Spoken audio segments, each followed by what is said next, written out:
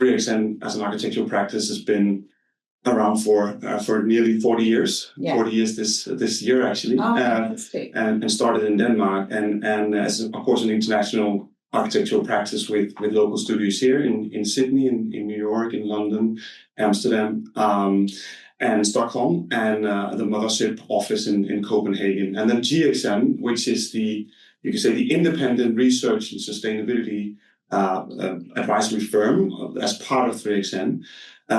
We were started 16 years ago, and I'm a partner in GXN.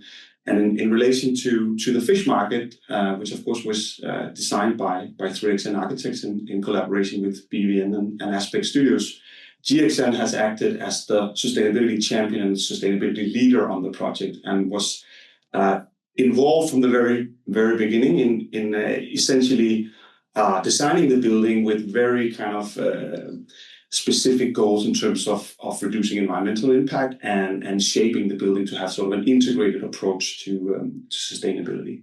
So it can be a bit hard for people to understand sometimes, this 3XN, GXN, but essentially you could say that in many ways GXN is a part of the office, or a vehicle in the office, that deals with a lot of issues in the built environment, which is not necessarily a building, but all the technology, the behaviors, and the sort of different environmental and social concerns or items that influence the built environment.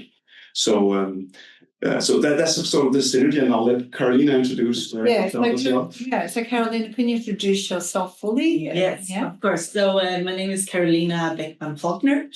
I'm an associate and circular design specialist with GXN. I've been with the company for 4 years now. And I will be the first permanent employee from GXN in Australia, which is really exciting. So that means that we as GXN can obviously help support a lot of the 3XN work in the Australian market as well, which we have done previously, but now we can do it in a much more kind of full-time effort, and also build on our existing relationships here. So let me get this straight. You're with GXN. I'm with GXN. Right. Yeah. And you're with? I'm also with GXN, but you could say I'm a partner in 3XN GXN because we are sort of a partner group. That's sure, but yes, GXN is... And the new company that's opened up, is that GXN or? Yeah, so 3XN Australia already exhibit here. Staff you've got? Yeah. How many have you got? 30. Yeah. Oh my God, that's amazing. Yeah. So 3XN has been, since the QQT, which was, or when did we win that? I think it's 2008 maybe, the Pre-Turtle Tower. I think so. Yeah, something around there. And on the back of that, 3XN Australia was established here in Sydney, and have been, acquiring work ever since. And then sort of, you could say, with the fish market, there was another, let's say, another scale up of the office here. And now actually we 3XN Australia has work both here in Sydney, but also in Melbourne, Brisbane, and other places. So I'm fairly established as a studio here.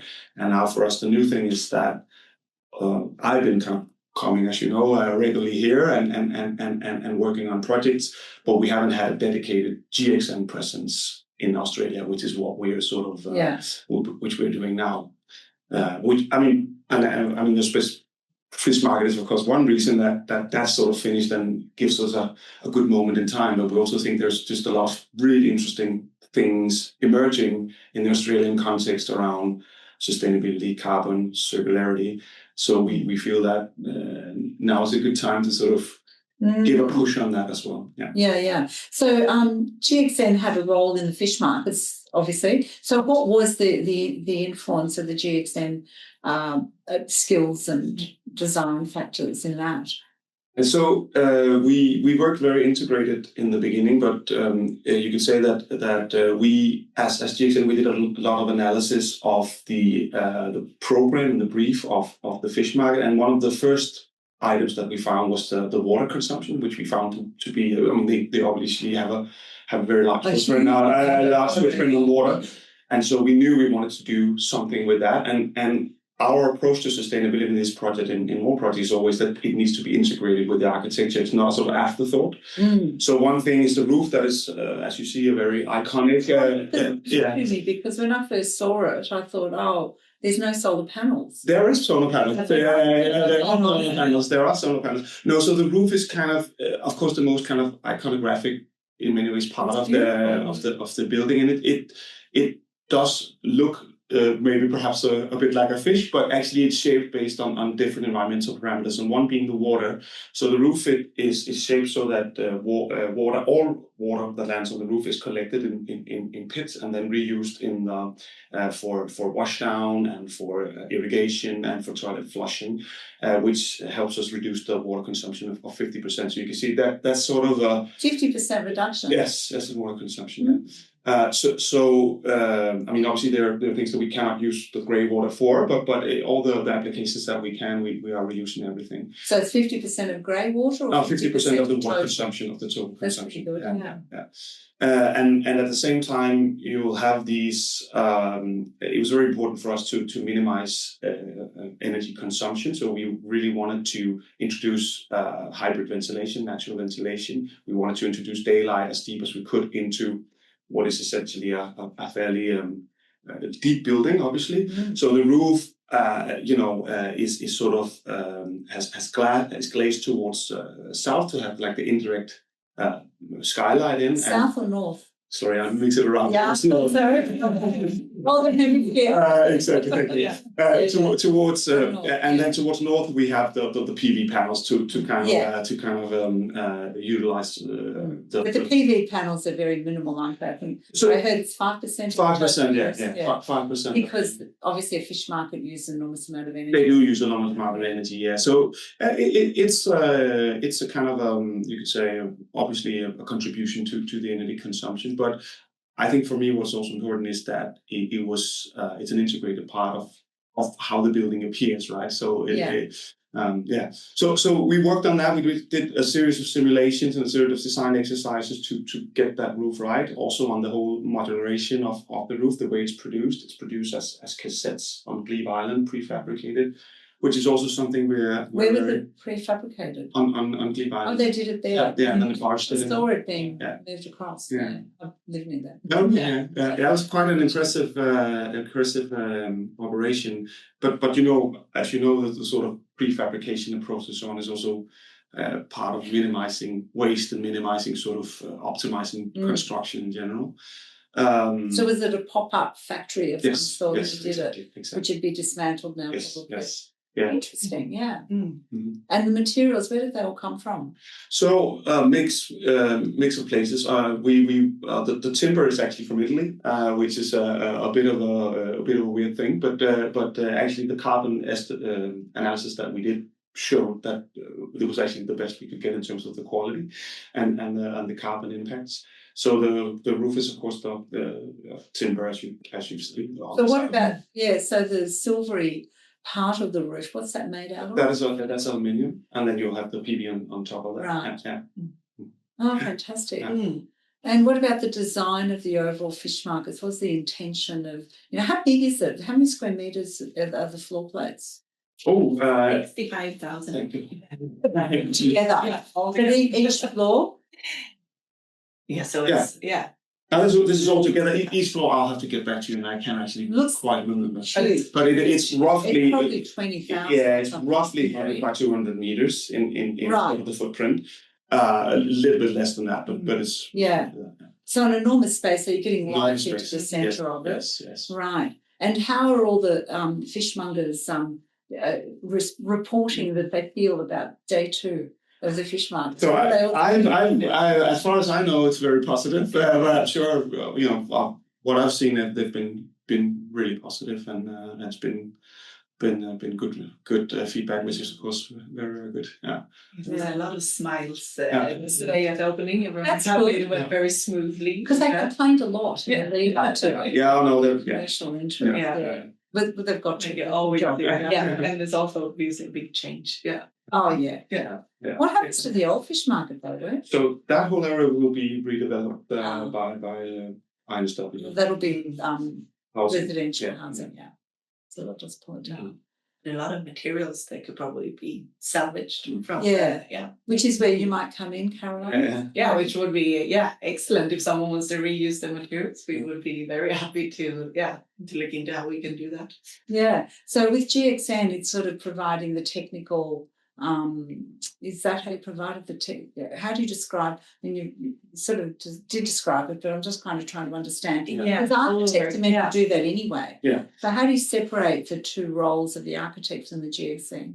I mean, I see that it's now with all of the also sustainability ambitions and kind of the targets that we need to achieve, it adds a lot to architects' plates to be able to especially provide those kind of the measurable assessment of that. So like expecting every architect to be able to do a carbon assessment or know the details of circularity would add a tremendous amount of work. So I think at least how we see it is that what we do really well as sustainability consultants is that we work very hand in hand with architects and then also the whole project team. So through design, documentation, implementation, that we work and kind of guide them as to explore what opportunities there are and look at those kind of optioneering studies. So kind of very early provide proactive advice and very timely advice of how the design can optimize its performance rather than maybe following up after the design has already been made and check what the actual impact is. We act as a kind of hand-in-hand partner through the whole process and ensure that those sustainability ambitions are met. Because I think what we're seeing is everyone is coming with more and more ambitious targets. But the big question is, how do we actually deliver on that? Well, we see a lot of very big targets that are announced and proclaimed, but they're not met. For one reason or another, the developer says, it's too expensive. But you've actually opened up a new kind of thought thing there that, sometimes the architects might not actually know how to deliver on these grand ambitions because there must be a point at which their skill set, they're generalists, aren't they? Architects are generalists, right? That's definitely part of it. Very challenging. And I think often also, clients don't know how to deliver on this. It's kind of new for all of us. So it's a bit, how can we collaborate better to understand what these targets means and how we balance the approach we take to buildings actually deliver on them. I think sometimes it's also kind of very low practical. There needs to be someone in the room that has that speciality and has that capacity and as Karolina says, there will be someone in the architectural team or the engineering team that has very specific roles and responsibilities, but I think we see ourselves as the persons that have that responsibility of really delivering on the sustainability and circularity ambitions and then breaking it down to insights and advice and design that is achievable and that can be realized. And I think perhaps that's where we like to think we might differ a bit from a lot of environmental consultants, which are following, let's say, certification schemes and so on, which is all well and good, but we probably move a bit more over to the design side there. It really has to also influence what we actually make. It's not just a tick box or it's not just a list that we need to conform to. We actually need to look at how can this influence design. Yeah. So Karolina, what's your background in terms of skills? Are you an architect? I'm an architect. And something else? What else are you? I'm an architect that very early, I think, took an interest in circular economy and environmental sustainability, but obviously also holistic sustainability. So very influenced by donut economics and the idea of planetary boundaries, but also ensuring that we, of course, can provide for human well-being. So I think I am an architect, and I think that's very interesting. At GXN, we're a mix of people. We're not only architects. We also have sustainability engineers. We have anthropologists. Sometimes we're very open to kind of have a very multidisciplinary approach because our two focus areas as a studio is really on behavioral design and circular design. Behavioral design, what does that mean? Yeah. Sure. Yeah. And anthropology from my ears. No, I mean, of course, behavioral design is very linked into studying our how people move, and how they experience building. Yeah. So very much looking at not only how we can impact that through design, but also understanding what the needs are from different users. Do you find there's a bit of a disconnect between architecture and the way people?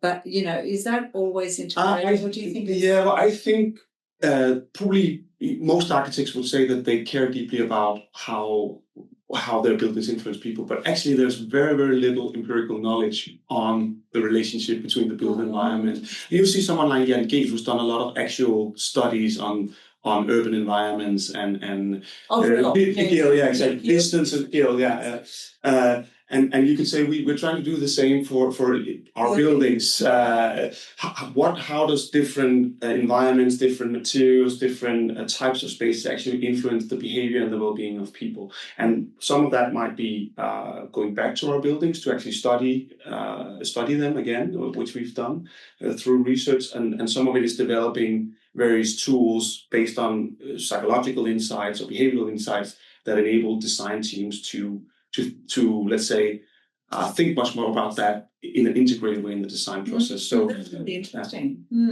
because I think I just with my own place, an architect that helped me at the very beginning. I don't do nothing that he said, of course, because it was too expensive. But he taught me the idea of how you move through the place and flow. Yeah. And I thought that's really interesting, and I've never forgotten that. So I stand there and I look at the way, how I might use the bathroom, how I want to move in the kitchen, It's really fascinating. It's a whole new area. Yeah. Yes, but GXN again, how many people are there in your team?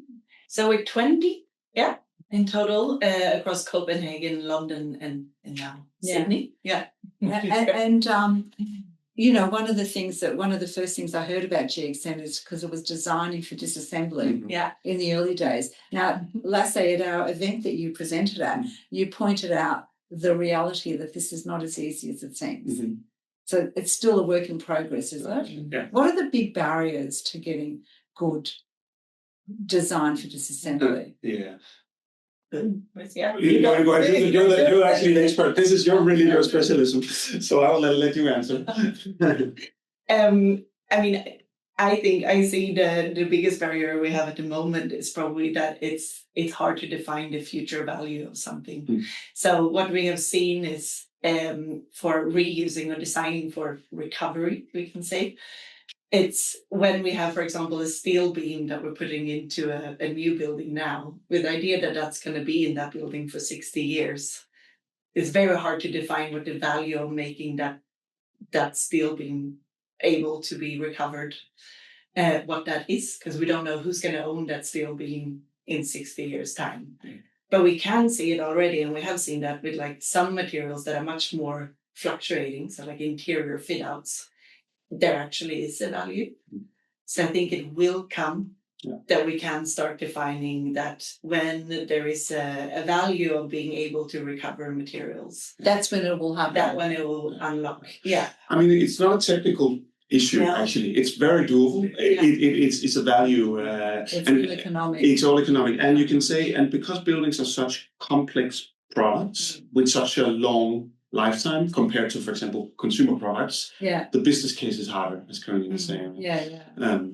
And I think it's also important to think, I mean, in a holistic point of view, and we've experienced this on projects too, where sometimes when we want to design for disassembly, it might mean that we actually have more upfront carbon because we need extra bolts or we need different systems. So it's also how do you balance that when at the moment we're in a climate crisis where we need to address decarbonization now, whilst of course we should consider how we can reuse material resources in the future. But it's always a balancing game. And we don't know if demolition maybe in 60 years' time will be super efficient. But you can see it, I mean, because there's many layers to this designing for disassembly. You could also call it designing for adaptability or transformability. And for example, with the fish market, what that is, it's a flowing roof with a lot of columns, and then you have a mezzanine with a lot of kiosks, right? The vendors. I haven't been in it. No, but you'll see. Yeah. So that can be moved or changed. Well, it can. That's the idea that actually the kiosk or the vendor, because we know that will likely change. The building will be there hopefully for a long time, but the way that the market works will change, and so it has capacity to that. You don't have to. Let's say destroy something that's kind of part of the building, which would kind of unleash major construction works. You can actually fairly easily redo the market without. And that was a conscious decision. That was a very conscious decision. That was a key concept in the. From who was that concept? So that was it's always hard in the design team. Exactly, but it was from the design team. Really not from the developer, the government. No. They came from it was our concept. One of our key concepts was because we were inspired by authenticity was an extremely important word for the developer. So we want an authentic market, and then we said, well, authentic market is a market that can change. So that was part of our because if you have a marketplace in a city, that's very different from a shopping mall. It has a completely different. Pop and then disappear. Exactly right. Yeah. So of course, within the boundaries of a large project like the Sydney Fish Market, it's not a market square in a town. It is of course something different. But as a concept, that's what we wanted. Right. And what was the brief actually? So the brief was a world-class fish market. I think it was 80,000 square meters at that time. Came a little less during different. 46, wasn't it? We cut it down into I think 60. Oh, 60. 65.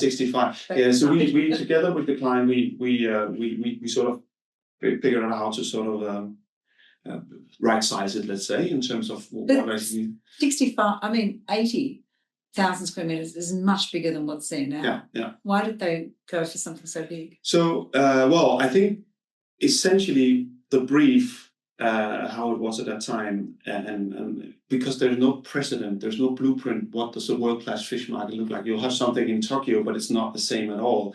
And I think a large part of the process that we went through in the beginning was to figure out how do we make a world-class fish market that's authentic, and how big does that then need to be?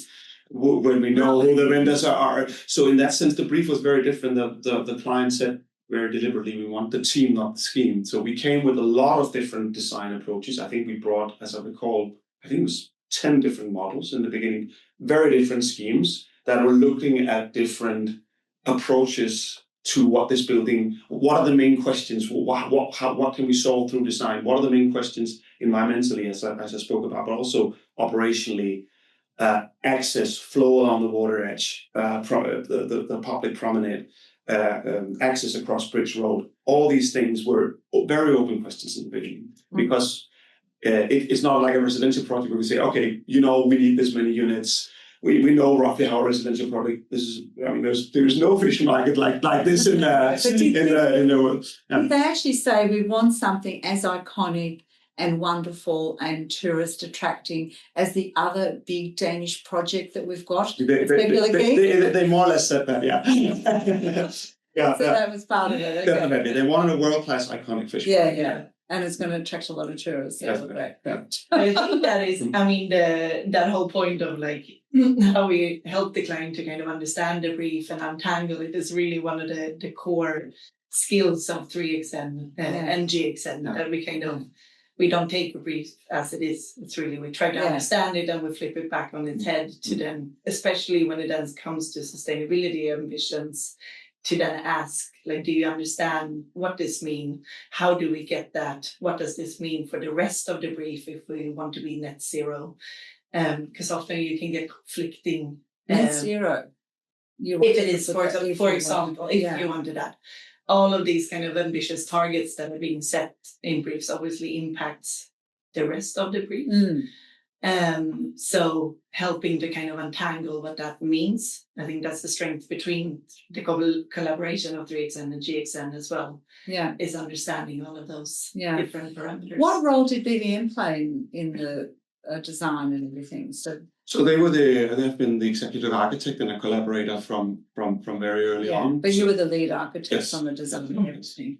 And what was again about the client? As the brief evolved into the design, how was the process with the clients? Did they understand? Did they were you able to bring them with you? Was it difficult at times? What were the difficult times? I think how you overcame the problem. Yeah, well, I mean, I think, and I think there's probably people here from Australia that also be let's say able to talk to that. But I think it's inherently challenging to have a project with that many stakeholders under one roof. To essentially bring that all together. Oh, you mean all the retailers? All the retailers, all the shows. Because it is a new situation. Did they get involved as well? They were very involved, yes. The cooperative, I don't know, what was their... So essentially, Fish Market was an anchor tenant also in the development. So it was always a building that was designed for them, and that also meant that there was a lot of engagement process. And so I think that was probably the most challenging thing to do that. But I think I have to say on my part that we have a very good relationship with the client. It was always a very kind of productive moving forward. But it's a very challenging building. So obviously, the retailers and all that, the cooperative people, would have felt. Did they say, "Oh my God, I don't want that"? Was it kind of in the beginning? Stuff like that probably during development. I mean, because people don't like change much. No, and of course, what you have is hard to see what you're getting, and of course, that whole thing is incredibly important to their business and to what they do. So I mean that certainly was a challenging project, and then it's a technically challenging building. There's a lot of goods moving in and out that need to work alongside a massive influx of people and tourists, which is, I think, one of the, let's say, the big backdrops of the existing fish market is that obviously that's needed to solve very well. How did you design that? Did you actually get their input first? So and then design, or did you try something and then iterate? Well, both, I would say. We started initially. We didn't have the inputs from the users, so that came once we had won the competition, and that kind of whole user engagement process started. But essentially, the major sort of thing that we did is we lifted the public promenade, as you will see when you go there. So once you walk along the public promenade, which will once they redevelop Blackwater Bay, which would be kind of prolonged all the way into Darling Harbour and further, we lifted the public promenade over the industrial wharf and the wholesale area, so that the flows are separate, but you still have a visual connection between the working fish market and the public flow. So what was the hardest part of getting the building completed?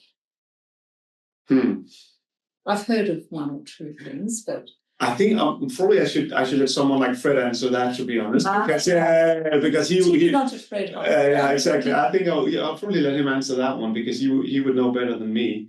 There were some issues with the water and the salt water. Yeah. So I mean, again, very difficult. It's technically difficult. The whole cofferdam that was done in the beginning, which is essentially building a very large tub submerged in the water to have the parking lot. I think from a technical perspective, it was likely very, very complex.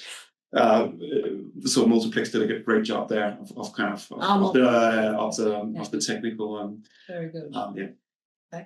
Okay, so just moving on to what else is going to happen now with your company. Yes, both of them. So the big East Circular, what's it called? The one at Circular Quay. Quay Quarter Tower. Quay Quarter Tower was the first big one, and now this fish market has obviously taken a lot of energy. Was there something in between these two projects, smaller projects, or what were you doing? Yeah. So I think 3XN has done several buildings in between. There's a series of commercial buildings both here in Sydney, but also in Melbourne, and schools. So Pimble Ladies. Pimble Ladies College, is being constructed or in tender at the moment. Yeah. There is 3 schools in Melbourne. Yeah. That now escapes the mind. Okay, so schools and obviously, I think the next big one would be Riverside Theatre. Yeah. Oh, okay, Parramatta. Exactly. Oh, yeah, that looks amazing. Yeah. I did see that in real life the other day. So, and what do you expect or hope for future work in Australia? I think we hope to really embed ourselves more in the industry and be part of this kind of sustainability wave that we're seeing. It's really nice to see this momentum of having kind of the top-down initiatives of sustainability taxonomies, the new circular economy framework, and the updated national construction codes, but also seeing a lot of kind of market drivers. So clients still having very high ambitions. Even maybe are they even today with all the pushback that's been going on? We've been saying that it's nice to see that even in of course there's a political wind changing across the whole world, but to see that there are still a lot of kind of very big and very strong clients that are standing their ground and keeping their ambitions. And I think what we are really excited about is helping them in a way that we've been doing for the last maybe 5 years in the European context, where a similar movement happened, and we really learned a lot from being the kind of helping clients demystify some of these big new buzzwords like circular economy, material passports. What does it mean in practice? So really helping them kind of strategize both private clients like developers, but also councils. We did some pieces for the government as well, in developing these kind of strategies and framework for how we deliver on these ambitions that are now becoming more industry-wide.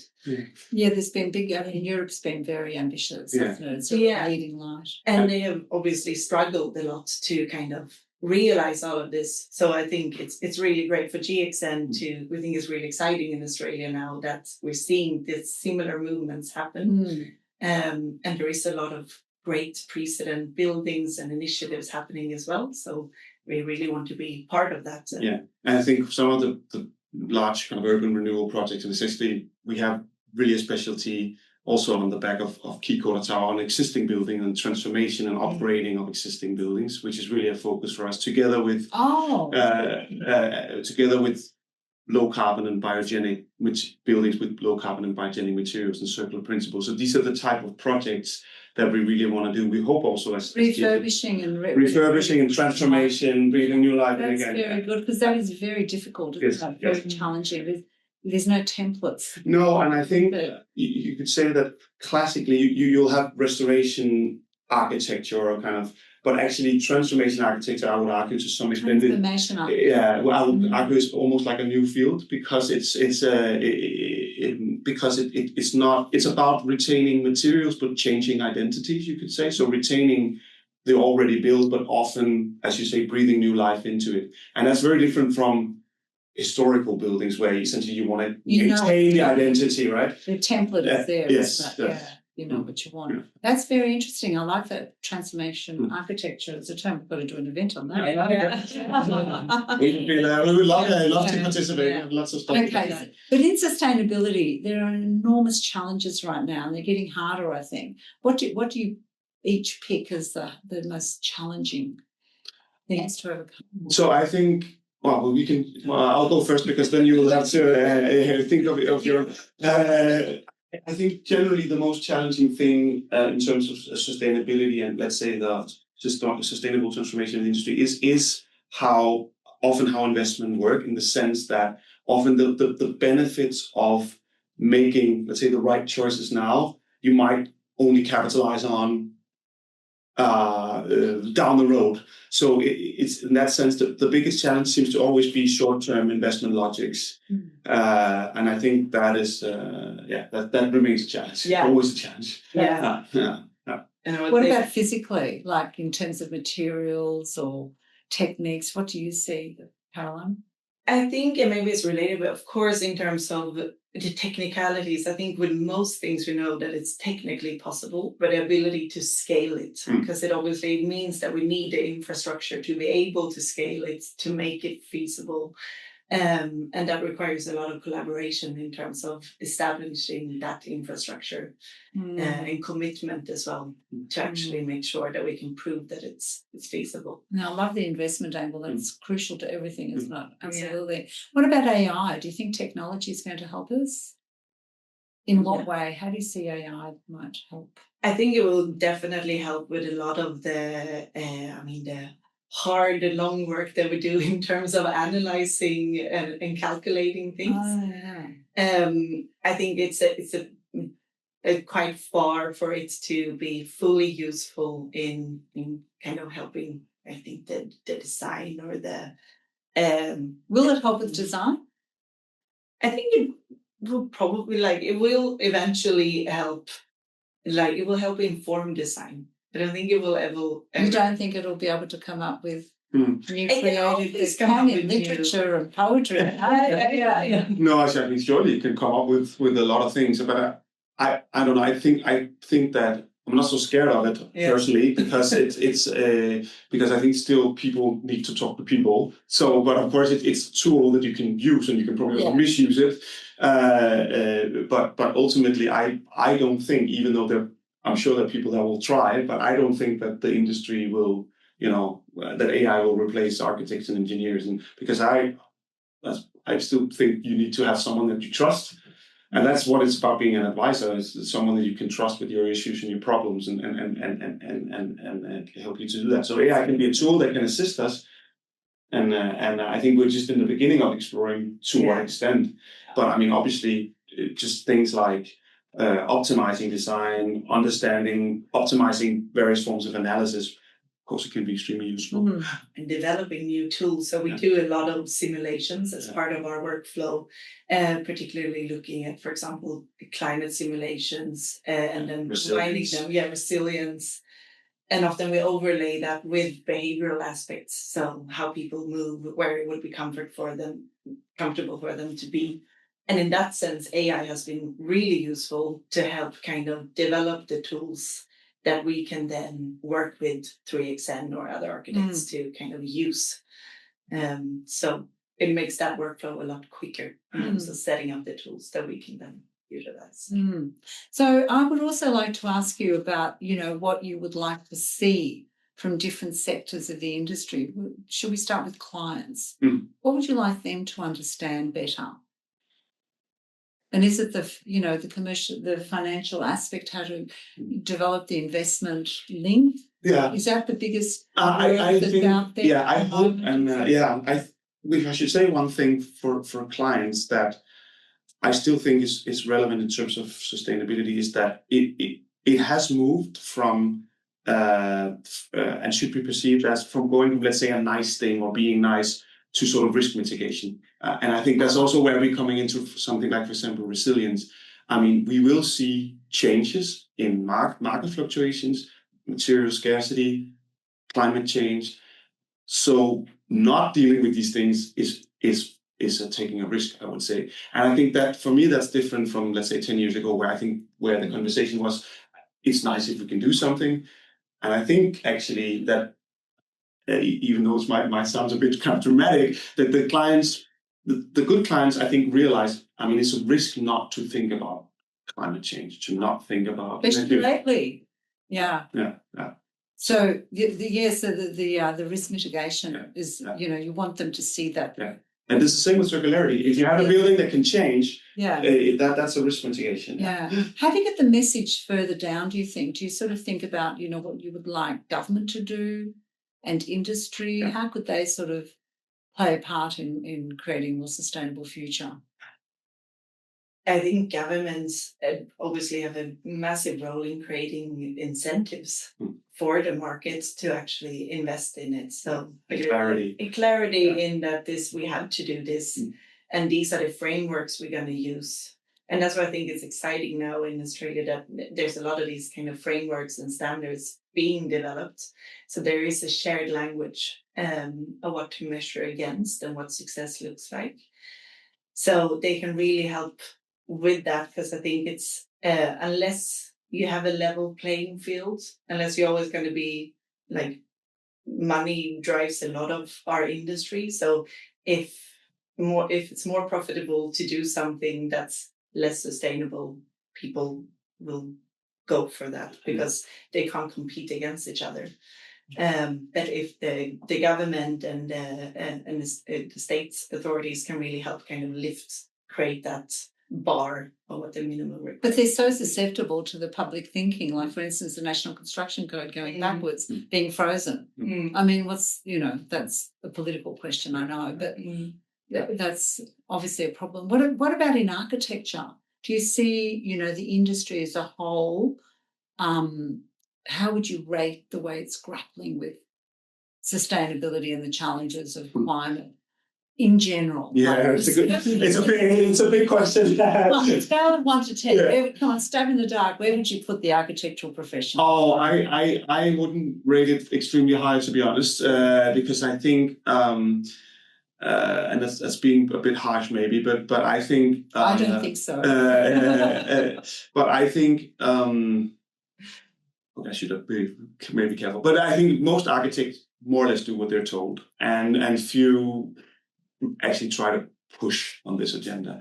So of course there are very good architects that really do push sustainability as a kind of and circularity, but I think as a profession, as an industry, we could be much better, simply. To influence the client to go harder and faster, to resist the pushback. Exactly. What are the key skills in that? Yeah, I think I think probably the only real kind of tool of power that we have as architects is kind of the power of persuasion, or the power of in a way envisioning the future.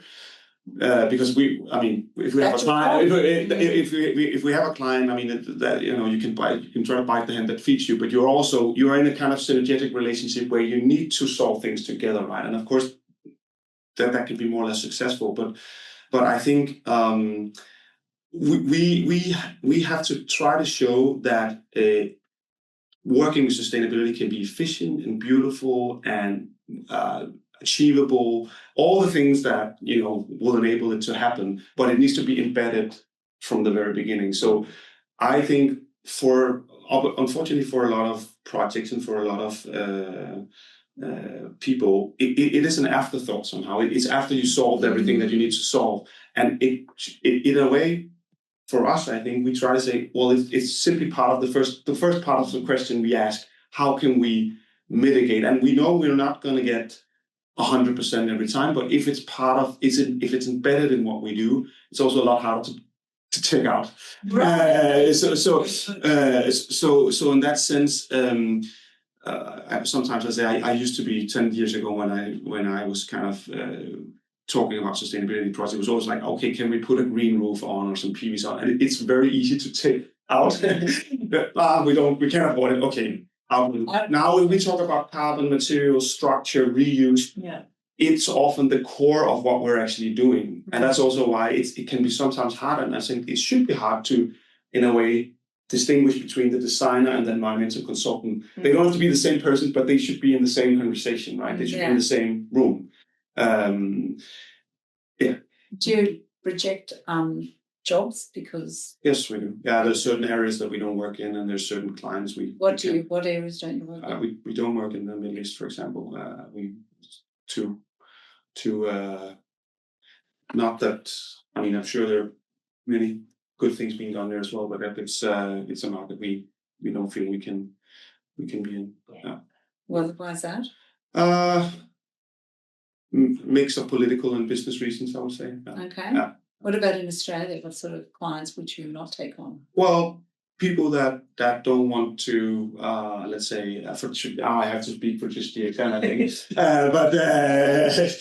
but I would say people that are not interested in working with sustainability. So you're saying if we can, if they don't, but I don't think they would ask us either, to be honest. So that's easy. No, it's. Because I must say, you do great architecture. It looks fantastic. Will you do something for me? But do it on the cheap. No way. Yeah.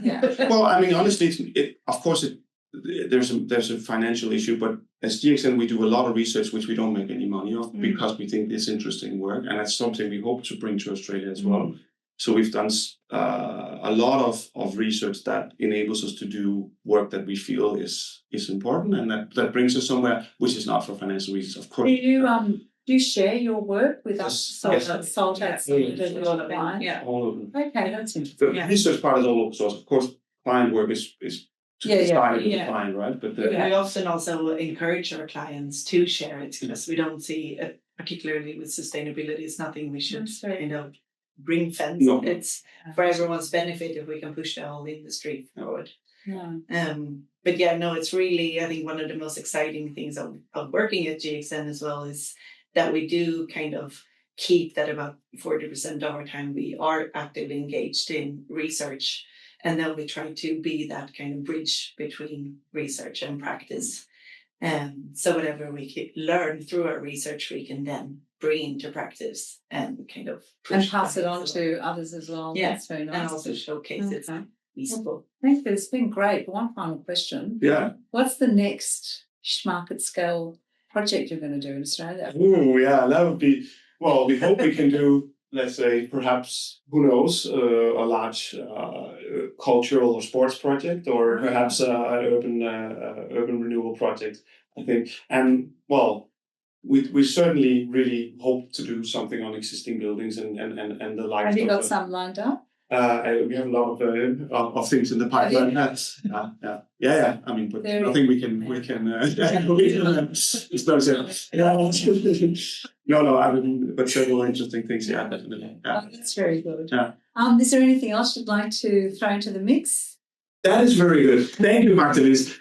We will be coming out with a book that's called Unloved Buildings, that is about transformation architecture within the next 4 months. So we are very excited about that. So hopefully you will be able to read that, which is about both our research and practice work in the field of breathing new life into what we call unloved buildings. Ugly buildings.